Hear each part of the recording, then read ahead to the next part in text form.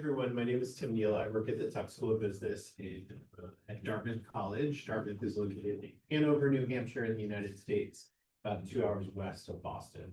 Glad you're here.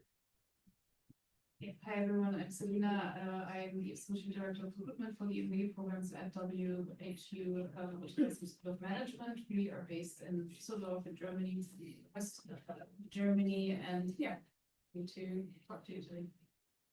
Hi, good afternoon, everyone. My name is June. I'm from National University of Singapore and US Business School. I take care of recruitment for the MBA program, and as the university name says, we are based in Singapore. Hi, hello everyone. My name is Carrie, and I'm the Recruitment Admissions Manager for the full-time MBA program in RSM, Rotterdam School of Management, Erasmus University in the Netherlands. Thank you. Yeah, thank you for the great panelists. So the aim of today's session is to provide you concrete perspectives and examples of what different MBA programs can offer you so that you can make strategic choices for your own future. And let's dive into the first question. It's going to be, so can you tell us about the key features and core strengths of your MBA program that make stand out of your program? So, Sure, absolutely. Just briefly, because I think it's important to know that we're very different institutions. The Tuck School of Business at Dartmouth is the oldest general management program in the world, founded 125 years ago this year. We pride ourselves on being one of the smallest of the top 10 MBA programs in the US. Our location is vastly different than most MBA programs. We're nestled in the woods on Dartmouth's campus. We're one of the smallest schools in terms of MBA programs with 295 students, and had the best placement rate in terms of job placement within 3 months of graduating from Tuck.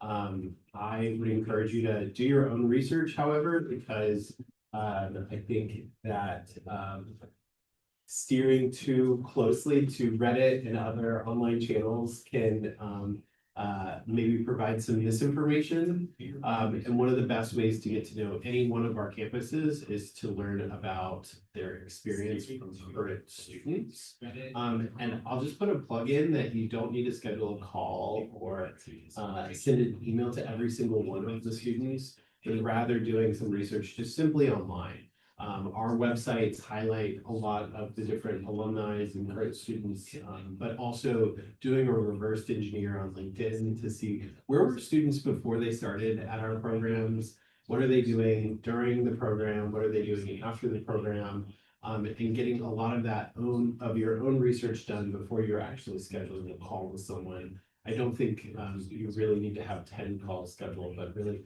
fine-tuning that list down to 3 people that you might identify with closely to see what their experience was like, and do that from a variety of different backgrounds, professional backgrounds, geographic backgrounds, if they come from Europe, or from industry or function area, to get a better sense. But I don't want to spend the entire time talking about just the topic. Thank you. So, how about Selina? Yes, so our program, as I mentioned already, we're based in Germany. We have probably as many programs, however, we have a very practical approach to the program. You will have a lot of different projects and challenges kind of in the program where you get to apply everything that you're learning in a very practical way. So we even structured kind of the course of the program along like the entrepreneurial journey of start, grow, and sustain. So entrepreneurship is also one of the strengths of WHU that we have, so that we saw that you can kind of align this entrepreneurial journey to your own professional development. And again, you will there have a lot of projects. You will also have like a social impact project where you actually found social startups. So I would say this is definitely one of the highlights of our program. And this is relevant, I think, for anyone, even if you're not interested in becoming an entrepreneur yourself, but rather to get this very dynamic mindset, out of the box thinking. And I can only agree with what Tim said. Definitely reach out to students and alumni. I think, of course, you can talk to us also today, but I think this will really give you the best perspective to hear from them themselves, and I'm also happy to make connections there. Okay, so probably I'll take on from here. Our program is nestled with the National University of Singapore. Some of you might know this is the top institution in Asia, right? So our program is great for anyone who wants to have a global perspective, but with a focus in Asia. I would say the key strength of our program is the flexibility of the program. You might notice the duration of the program is pretty unique. It's 1.5 years. Not too long, not too short. So it actually gives you a lot of opportunities to tailor how you want to craft your own MBA journey. And despite being in Singapore, Singapore is a very globally connected city. So another strength is the ability to actually study, to exchange programs through international experiences in other countries through NUS MBA as well. And if you are thinking about possibly a career in Asia, right? Be it whether you're from here or from outside and you want a career in Asia, actually Singapore is a very good stepping stone. As you know, it's a global business hub. So studying in NUS kind of gives you connections, kind of gives you access to this business landscape, this ecosystem. And so far, in terms of graduates, more than half of our MBA graduates actually do end up working in Singapore after the program. And the other half, I would say majority actually work within the Asia region. So if you are looking for that focus in Asia, then I think that's where our program strength lies. Thank you. All right, RSM is the #1 business school in the Netherlands. We are based in Rotterdam, which is also having the biggest port in Europe. And that's why there are a lot of e-commerce and trading taking place. And of course, there are a lot of global firms operating, having their headquarters or European hub in the Netherlands itself. So the location is already a strength of the school. And that's why also a lot of students come to us. We have an extremely diverse classroom. We have 99% international students in class. And most of them, I think last year's class, we had almost 90% of them staying in the Netherlands for their first job after the MBA.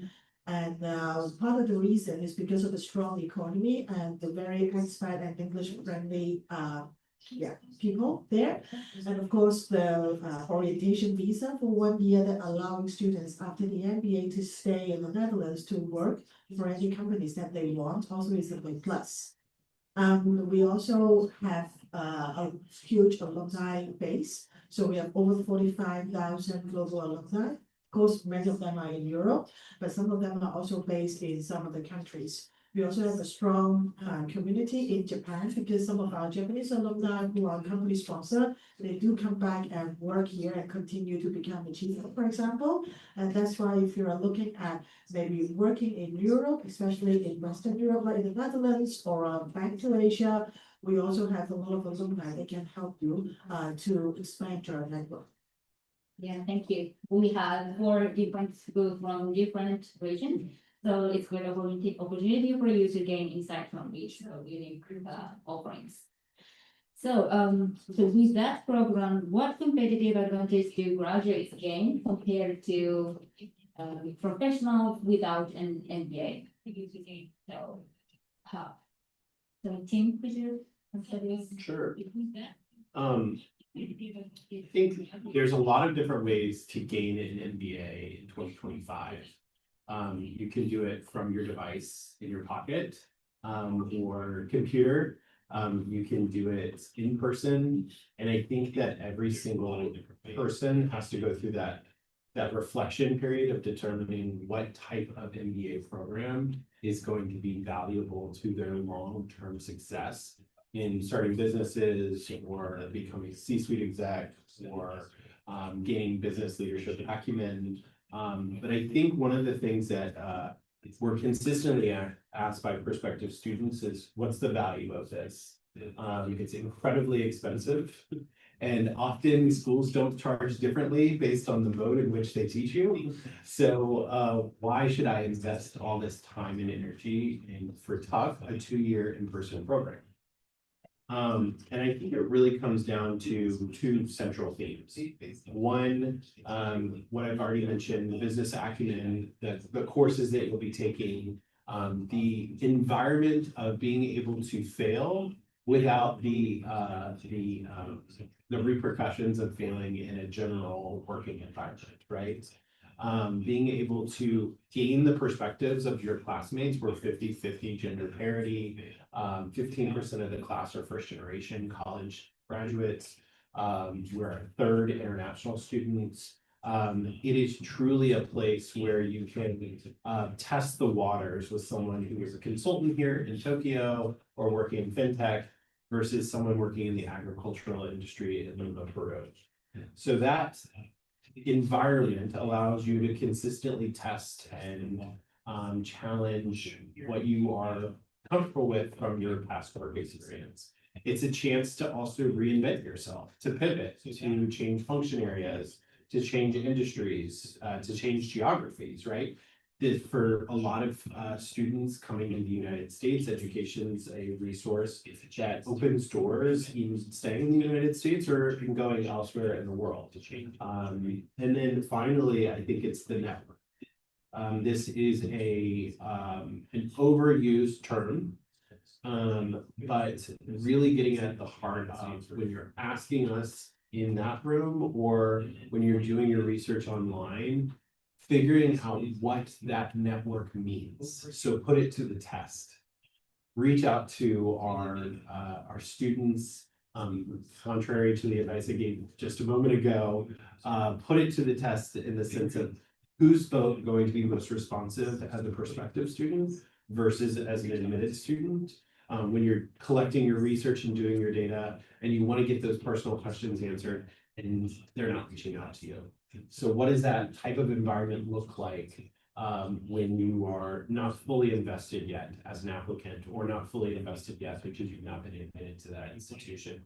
And then how does that carry over into the network that you'll be joining in the long run, right? You want to look back on an institution and say, wherever I go, how will I be proud of that place when I graduate 5, 10 years, 15 years? And where will the impact of that name and that school take me in the long run? So in short, the type of academic environment you're joining and what you'll gain from that academic environment, how it's structured, and then to the networking, what that means to. Yeah, thank you. So this is very important, not academically, but networking and other opportunities that you get. So, so the interest of time, so let's move to the next question. So, how it's very important in academic environment, but on the other hand, how does your school connect students to very real world business experience, such as an internship or a capstone project or partnership with companies? I will begin. Kelly, if you want to start some of these questions. Yeah, of course, there's a lot of connection to the business world. I mean, an MBA is supposed to be practical oriented and not theoretical. So in that sense, you have the connections in various different ways. We have that, of course, on the curriculum side within the courses. So for our program, we often have guest speakers from the relevant industry. So the professors have their own professional network where they invite the experts into the classroom, where they bring kind of the cases, the real life cases that the students get to work on, get to apply so that everything also remains very current. And it's of course also a great way to already network with these companies as well. Then you can do an internship as part of the final MBA project in the full-time MBA. So this is often used by internationals who want to gain some first experience in Germany. So it's a great way to get this first practical experience. Then we have of course different projects. I already mentioned our social entrepreneurship project earlier, where you really get to apply everything that you have learned in the program.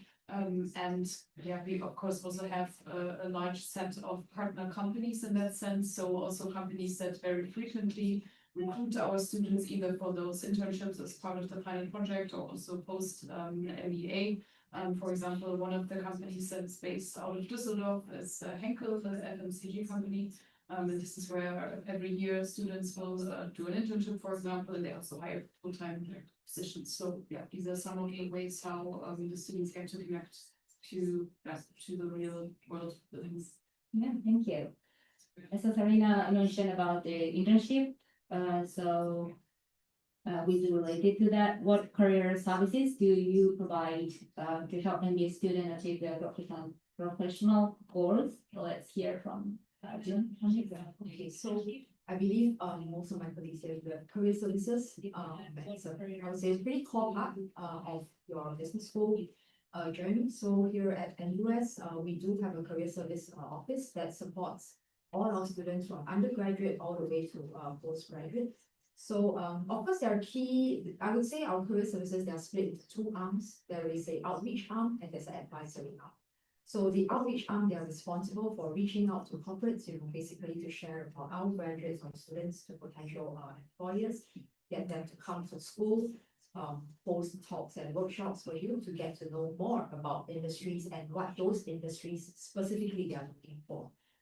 There's also career advisory where you can then consult with one of the career advisors, basically more so in terms of how to actually strategize, right, your career moving forward and what kind of potential paths you can actually explore. Because I believe for most of us, it's not just a one-track path. You might be considering a range of industries, and that's where career advisory comes in. Of course, on top of that, they do host a lot of events throughout the year as well for our students to attend. So it could be from panel discussions to recruitment talks to workshops, even and maybe even company visits as well. Kelly, do you have the overall career support? Yeah, so we also have a career center that are exclusive for our MBA students, which is different from the career center that are for bachelor or master students because of different needs and different kind of roles or positions that they're looking for. So the career center actually do a couple of things for our students. Of course, they will help you to fine-tune your career goal, your plan for the long term, and to see what it means for the shorter term, and also what it means with your first job. So this is something to help you to plan your career. But of course, more importantly, they will support you in your job hunting because for, let's say, our full-time MBA students, they all quit their job and come and then they need to find a job, right? And they want to find a job in Europe.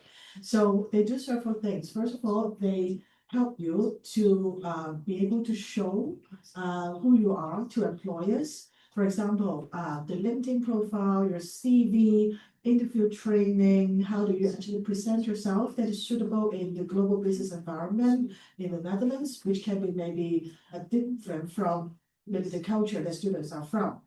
And then, of course, then we also have a workshop to help them, and then we connect them with companies. There are always a lot of company visits, coffee chat with alumni, experience sharing, job fairs and recruitment events for these companies to come to our students and to do some projects together, to have some collaboration. And then through these projects, our students can really get to know these companies to understand, what do they do? Is it the company culture that I like? Do I see myself working there? And if I want, what do they look for? How do I make myself an attractive candidate for them to want to hire me? So these are the connections and the networking opportunities that we help our students to do. And we even have workshop about how to do networking in the Netherlands. So we do a lot for students to practically engage in conversation with companies and show them their capability, build a network for them to find an internship and also full-time job. Yeah, thank you. Actually, the career outcome is very much important for the student. The dedicated career services is great. Thank you. So, does anyone have any questions to the panelists? No?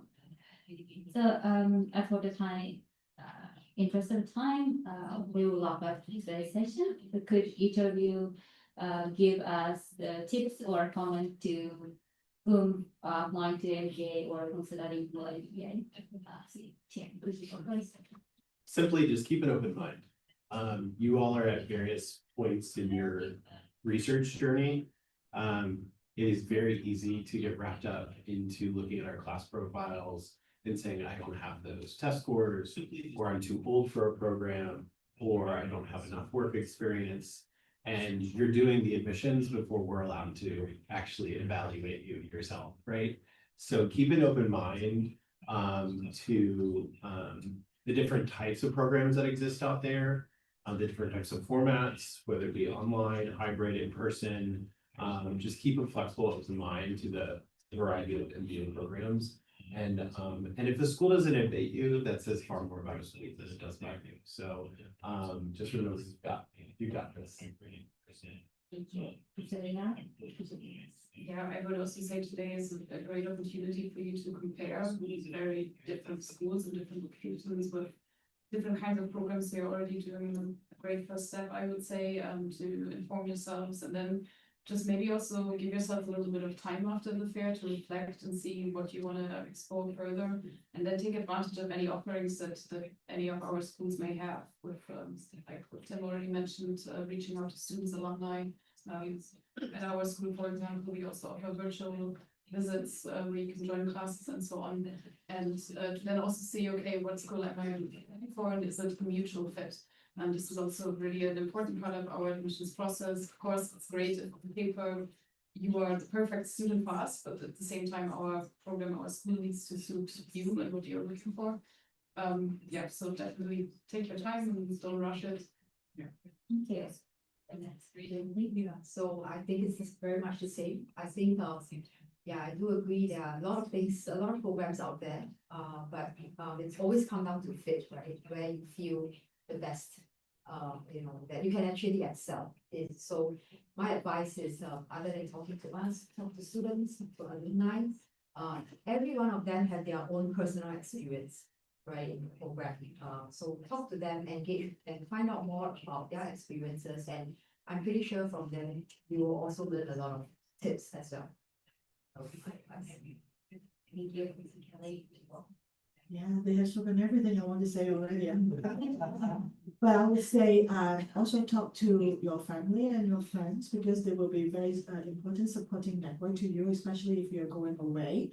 Look at your personal situation and think about the place that you're going, the country, for example, how much is suitable for you. Let's say if you are, let's say, with family, with children, or if you want to go into a certain industry, which country is strong in that? Or if you want to become an entrepreneur, where is more, what is the location that is more entrepreneurship friendly? So these are your personal situation that you need to think about before, when you go to do your research, and then nail down maybe to 3 to 5 schools, if possible, like what my colleague said, visit the school, not just to go to the school, but also go to the place where you are going to call home.